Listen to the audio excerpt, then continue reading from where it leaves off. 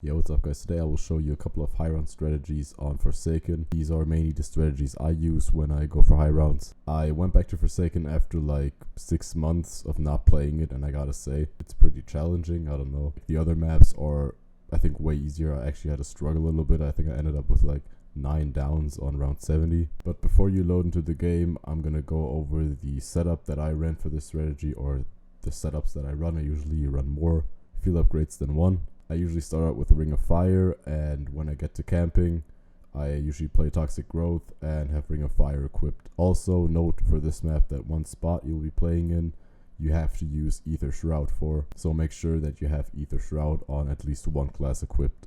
Now the weapons you'll be running with, of course you will need the Crystal Axe, the wonder weapon, and I would suggest that getting a grenade launcher or at least a ray gun for secondary, and for a third weapon something with an ammo mod on it, Shatter Blast or Turn or whatever. So firstly, to acquire the wonder weapon, what I always do, I always like to just run the Rampage Inducer and fly through the rounds as quick as possible, and I just do challenges until I get the Crystal Axe. Now if you do the challenges, you always have to go for the legendary reward, and sometimes it will give you a perk.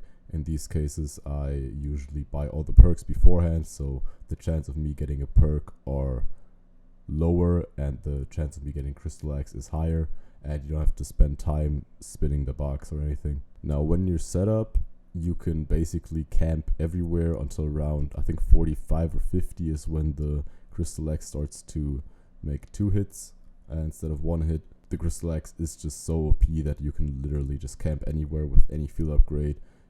It's really, the challenging part starts at around 55 when health cap is reached.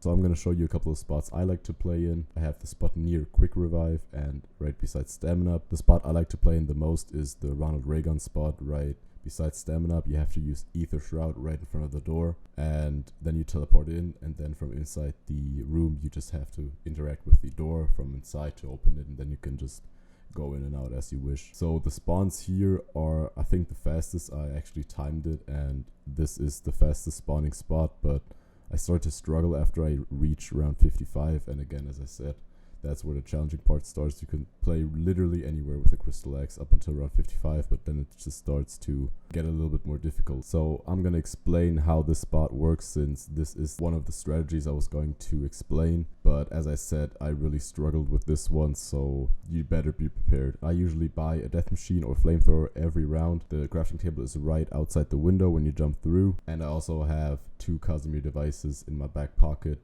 in case anything goes wrong. Now I tried this spot with Toxic Growth because it's still my favorite field upgrade, and I think for camping it's still the best, but I do argue that Ring of Fire is better on this map because the zombies spawn so fast that the best way to go about it is just whipping out a death machine, waiting until the Ring of Fire is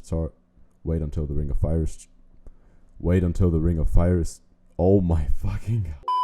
Wait until your field upgrade is charged, and then just play in Ring of Fire and repeat that. One thing to notice is that when you throw a Casimir device, when you're cornered, you can just jump into the black hole, and hopefully you will get spawned outside the room, which you should, because there's barely any space in there, so you should teleport outside if you jump through it.